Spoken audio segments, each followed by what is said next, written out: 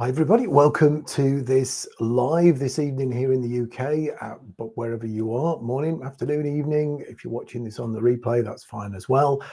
I'm Steve Woods, hypnotist, and the purpose of today's Q&A is more around the golf hypnosis. A lot of you know that I do a lot of work with golfers, helping them perform better. So I thought we'd do a Q&A session. I've had some questions sent through already. I've got one or two pre-prepared as well, of course. The WhatsApp link is scrolling along the bottom there. Even if you're watching this on the replay and you have got a question that I don't cover in this live, feel free to message me on that WhatsApp, or you can message me generally through whatever you're watching me on, but this is going out to multiple streams, so actually just be aware I may not see comments. Hopefully we'll see comments in the live, but afterwards I don't always get alerted to the comments, so just keeping that in mind. Not wearing the glasses this time because last time I was struggling to read the questions, so we've gone without the glasses for this particular one. Okay, so let's have a look. There's quite a few questions that have come through already since I announced I was doing this a few days ago. So I'm going to just pick them out, and as I say, I'll keep an eye on. I've got the WhatsApp on the other screen, and I've got the chat on the side of this screen as well. The comments from the different platforms as well. So any questions, give me a shout and I can come to those as we go. The first one that came in, what exactly is golf hypnosis? We do get that one. I'm not going to go through what it all is fully. I think we'll pick some of the other questions out, and that will answer probably a lot of these questions as well. The other one, which I thought was really good, the next one that came in was, how can hypnosis help lower my golf handicap? And that probably covers a few of these questions as well. It's about focus. For most people, when they come to me, most golfers, when they come to me, they're frustrated in that they're great on the range, they're great on the practice greens, but as soon as a scorecard gets involved, then they go to pieces. Or if somebody's watching them, as soon as there's a measurement generally, and that happens a lot in life, I think, really, for a lot of people, it can be that we're great when we're practicing something, but when it comes to actually doing that in front of other people and being measured for it, then we go to pieces. So the way that hypnosis works in this instance is about helping people get in the zone. So the zone it's a feeling. You'll hear athletes talk about, I get in the zone, I get in that moment. It's that same sort of thing for the golfer. But I talk about it a lot around it being a physical space as well. So the physical space is that zone that I'm in, it's that bubble that I'm in. And when you're inside of that, it doesn't matter whether you're on the range, it doesn't matter whether you are out on the course playing a friendly game, it doesn't matter whether you're playing a really important game, really important competition. The aim is to condition the mind so that it triggers that feeling as if you're just practicing, and by using that zone. And we use a thing called anchoring. Anchoring helps to switch that on. That's the idea. It's that switch that we build in. So when I do this thing, the zone's going to form, I'm going to be inside of it, and it will feel. So as I feel as I'm practicing. So then, of course, you've got that, back to that question, because I nearly went away from it there.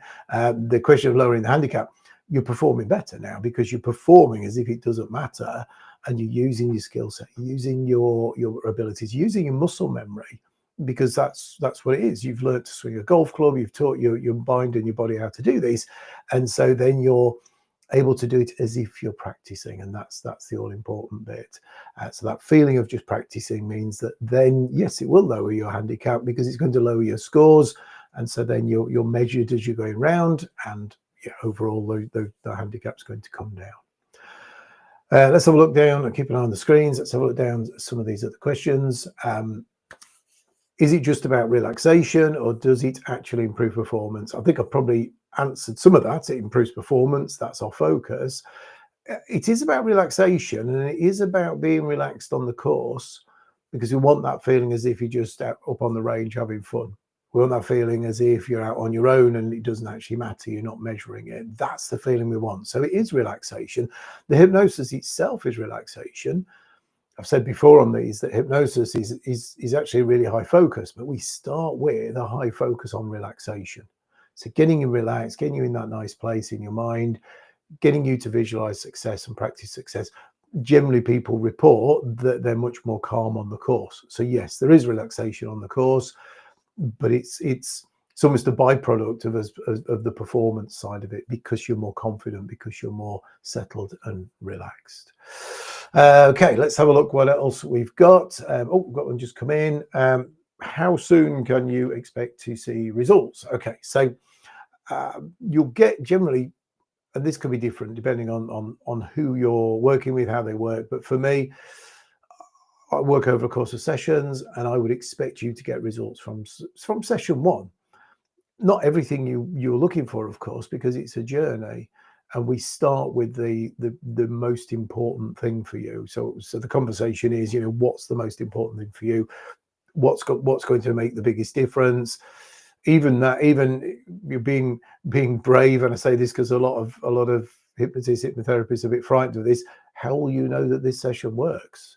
When you sit down in 2 weeks' time for session 2, how will you know that it works? And so we want to set some goals and start to get those things happening. So the client reporting, more relaxed reporting, being able to get in the zone and using the zone, that's what I'm looking for. So you're not going to wait until you've finished a series of maybe 5 sessions. Getting results as you go, incremental changes, and starting with the most important part of the game. So you might have the put-in yips, the chip-in yips. Okay, so we start there, we get those sorted out, we get you in the zone at that point, and then by the end of the sessions, we spread that out into all of the game, and being consistent all the way through then. So consistency is the name of the game by the end of those sessions. So results really quickly, but everyone is different. And some people do get miraculous results from session 1, and some people it's a more incremental process. Okay, so this one, just thought I'm coming on live as well, but I saw this one earlier on, which I thought was really good. And then I'll jump to the one that's come in. Do professional golfers use hypnosis or mental training techniques like this? A bit of both, really, as far as we know. It's often dressed up in the professional sports world. I know Formula One drivers talk about having a mind coach, and we don't really know because it's a bit hush hush, a bit. They don't want other people to know what they're doing, but they do talk about mind coaches. And I think that's different from a sports psychologist, because sports psychology is almost that analysis of things, whereas coaching is different. Hypnosis is probably a little bit different again. So yeah, there is most definitely. I think last year there was who was it? Wyndham Clark talked about doing hypnosis, called it a few different things, but at one point did call it hypnosis, and about how well it had really helped. And I remember I was watching the Full Swing on Netflix, the second season, and he talks about it felt as though he was just practicing, which comes back to that first question. Felt as though he was just practicing, but actually he was playing a really important game worth millions of dollars at that point. So that's, yeah, it is in use, there's no doubt about it, and in other sports as well, but it's often dressed up as other things.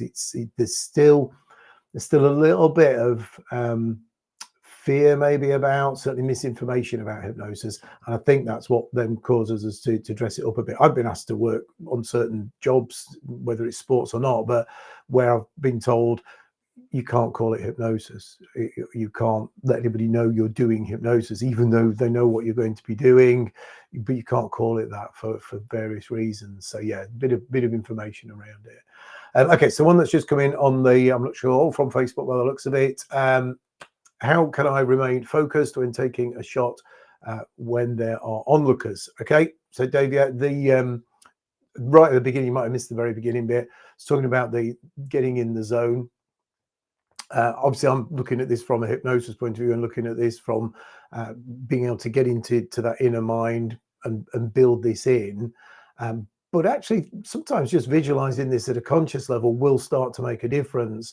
So I would say, what I try to do with people is I don't like the word try. What I do with people in hypnosis is get them in the zone. And the zone is a bubble. The zone is a space around the shot where, to really enhance it, you might think about it being blurred around the back and the sides, but crystal clear in front. So even at a conscious level, you can start to think that way, and it will start to make a difference, because what you're looking for is that point where it doesn't matter what's going on around you. Yes, if we embed it in hypnosis, it's going to go really deeply in there and come back every time you make a shot, but you can consciously think about it as part of your pre-shot routine. And okay, they reckon it takes 28 days of repeating something to make it a habit, but actually you can start to make these things a habit quite quickly, because you could link it into part of your routine. So my pre-shot routine is information gather, then I imagine this dome or this ball that I'm going to step into with frosted glass and clear fronts. That will make a difference. But actually, yeah, embedding it under hypnosis will make an even greater difference. But I'm biased because I'm a hypnotist, so that's what I'm talking about. But there are methods of doing it, as I say, that will make a difference at a conscious level. So thank you for that one. Just keeping an eye on the WhatsApp as well, in case anything comes in on there. Let's skip through one or two of these, because I've covered one or two of these anyway as well. What is the best way to bounce back after a bad shot using hypnosis techniques? So I've mentioned about this bubble, this zone, and again, you can build this in consciously as well. But by creating this zone and going through the pre-shot routine, ultimately making the great shot, at some point you've got to leave that zone. And I talked about anchors earlier on, and an anchor in the hypnosis world, in the NLP world as well, is the switch that you're going to use to switch something on, but it can also be the switch to use to do something else. So leaving that bubble is what I use as the switch. So you're always going to step away from that shot. So let's actually, when you step away, that's the reset. That's you leaving that shot behind. And it's not just about the bad shots. I used to be, when I first started working in golf, it was, if you make a bad shot, then reset from it.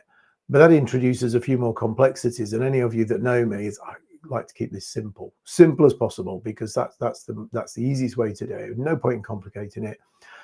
So you introduce a bit of a complexity there of, I've made a shot and it was mediocre. It wasn't good, it wasn't bad. So what do I do now? Do I need to reset? Do I not reset? And it just creates a whole process that we don't need. So to me, resetting from every shot, not just me, comes from golf psychology as well, actually, but the Bob Rotella talks about it in a couple of his books. The euphoria of a great shot can be just as destructive as the spiral down from a bad shot. You're level and you've made an amazing shot, and now it's that, almost planning what I'm doing with my winnings, whether it's $20 that you're winning off your friends or something more significant, or just that prestige of winning. So now suddenly, because of that great shot, you're playing too far ahead in your mind and you're not getting in the zone, you're not getting in the flow. So stepping out that bubble, back to the original question, use that as the reset for every shot. It's certainly the way that I work. So you start in each shot refreshed, you start in each shot, not necessarily as if it's the first shot of the day, but it's that one shot, making that one shot at a time. One of the questions somewhere down on my list that came through was about keeping focus throughout 18 holes. Well, that also helps with that, because you're stepping into each shot fresh. You're stepping into it as if it is just that one shot, and the shot that you made before doesn't matter now. It's been and gone and done. Analyze it later, celebrate it later as if it was an amazing shot, but being able to step out and refresh from it. Just grab a drink. Okay, so just had one come in on the WhatsApp as well. So let's have a look at that in a second. What else can we on here? So I've covered a lot of these as well. Feel free, if you even if you're watching this on the replay, you can either message me. Ideally, the WhatsApp's going to be the quickest way to get an answer from me, because I may or may not see the comments after we finish the live, because it's going out to about 5 platforms, I think, at the moment. I've already covered that. Do I need one hypnosis session, or can recorded sessions help too? Okay, that's quite interesting, because one of the things I've got, there's 3 ways really of working with me. You can work one-to-one. One-to-one's unique, it's bespoke to you. We're making progress throughout.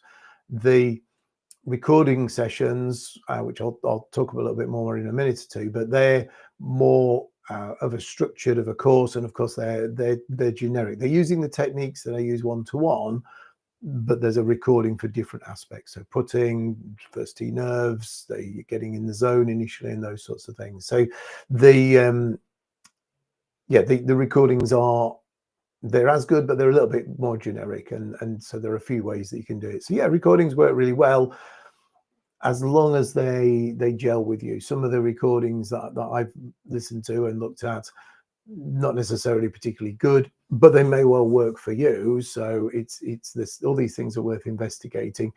But absolutely the best is to find somebody you gel with, find somebody you feel as though you've got rapport with, and work with them one-to-one. That's going to get you the fastest results, if that's what you're looking for. Some people, they like that longer, slower process, or being able to just dip into a library of recordings. You can do that as well with me.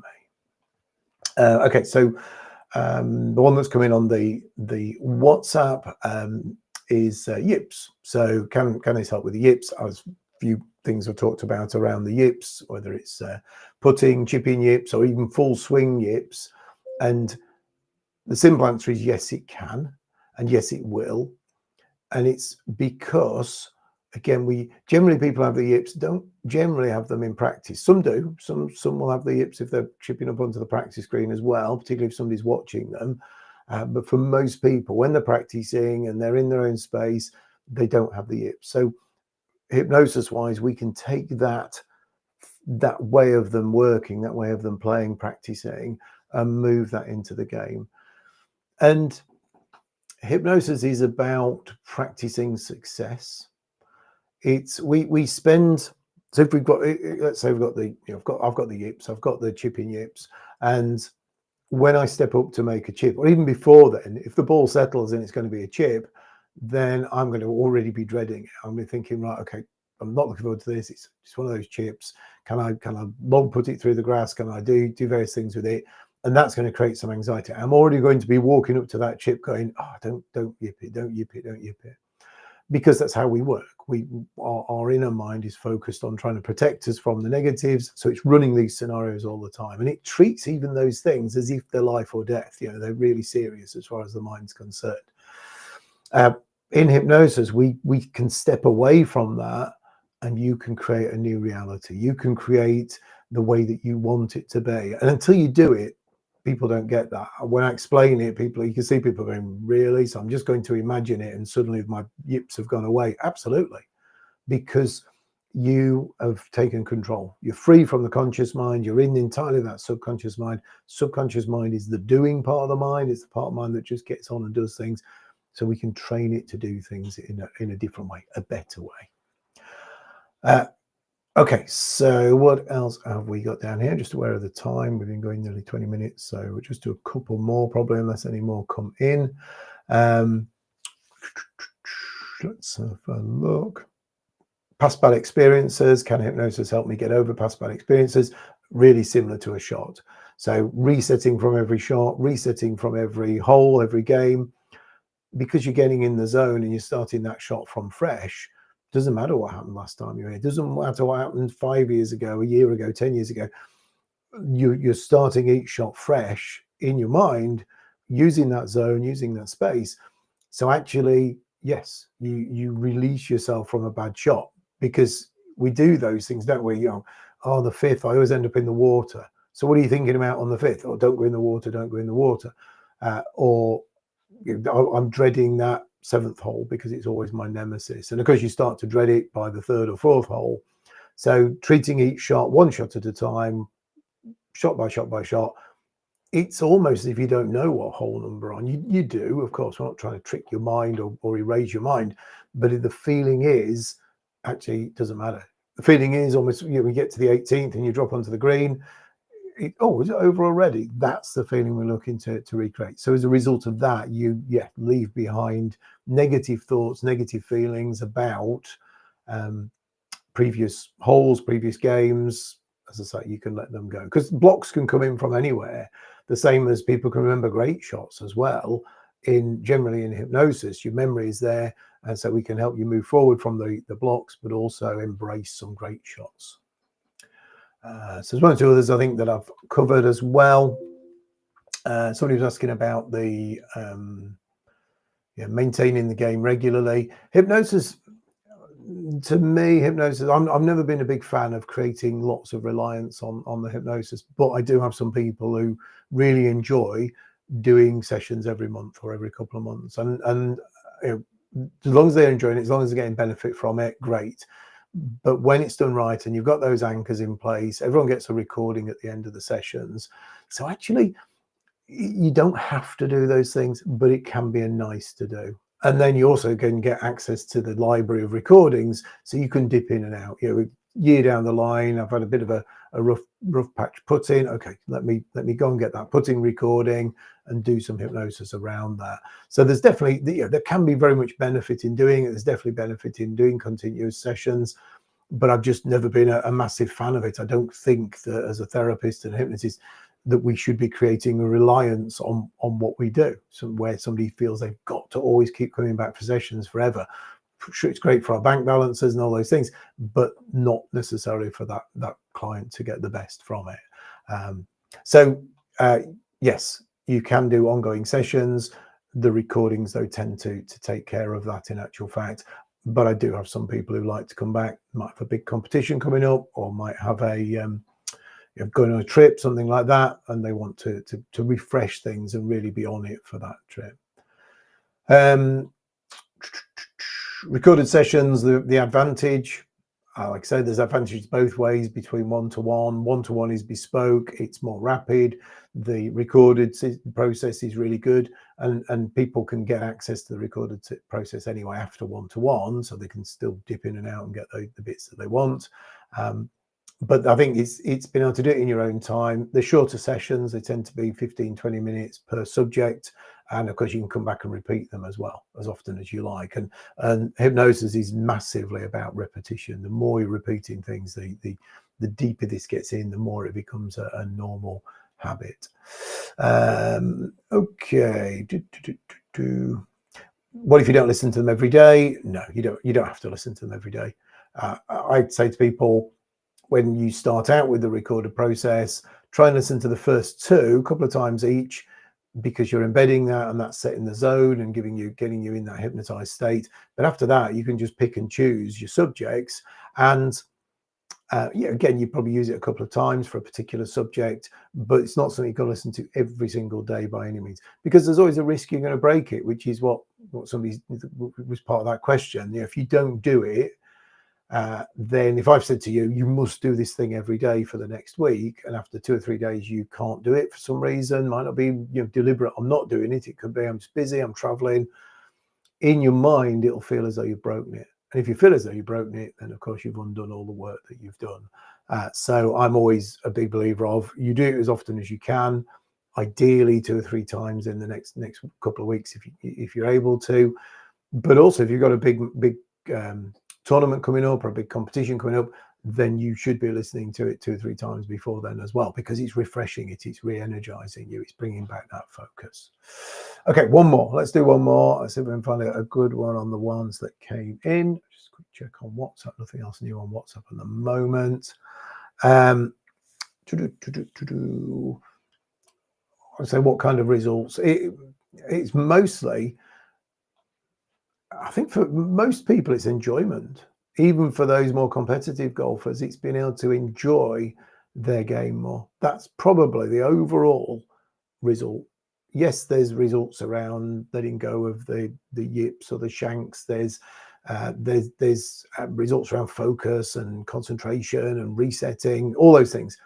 But it's for them, the most common thing that people say after session 1, session 2 is, I'm just enjoying it more. I didn't play probably any better first time out or second time out after that first session, but I came off with a smile on my face and I was able to enjoy it. I wasn't tensed up. I wasn't trying too hard. I was chatting with my friends. I was having that banter. I was walking up, making a shot as good as I would normally make, but I came off smiling. I was sat in the clubhouse afterwards, having enjoyed a really good game of golf. That, I think, is the most popular feedback after session 1, session 2, or even after using the recordings for a week or so. They just start to get that enjoyment back. That would be the I think that overriding result. Okay, I'm just going to pop a QR code on the screen just while I talk through. As I say, any more questions that you might have, you can message them to me. You can WhatsApp them to me on here. Absolutely fine. That will come through to me and I can answer you directly. If you contact me through social media, though, ideally say message me rather than comment, because I may not see it unless you've commented in the live. That QR code there should take you through to a free strategy session. That's a conversation. That's us having a chat about what you want to achieve, explaining hypnosis, and doing a little taster if you want to as well. You can do a little taster. Ignore the graphic to the left because that's an old graphic. I don't know why that's there still. But use the QR code to the right, and that will take you through to that page where you can select a date and time, 30 minutes on the Zoom. And I said, there's no obligation to do any work after that. Great if you do, of course. It'd be amazing to be able to help, but it's that learning experience both ways from that. There are a number of things. If you keep an eye on my Facebook and things, there are some things coming out around the recorded sessions, around those more. I don't know if I like the word subscription, but it's a subscription model. You pay a monthly fee, you gain access to the library, you stay as long as you like. You do get extra benefits each month as well of fresh sessions and things in there. Depending on what level you choose, you get access to me as well. But yeah, you'll see those on the social media side of things. Otherwise, I think that's probably enough for today. Hope you've enjoyed it.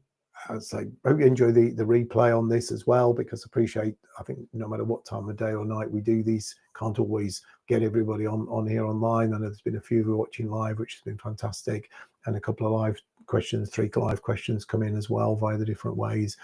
So yeah, been brilliant to be here, and hope to say you've enjoyed it, and look forward to seeing you all again soon. Take care. Have a great weekend. It's nearly the weekend. Have a great weekend. Cheers. Bye.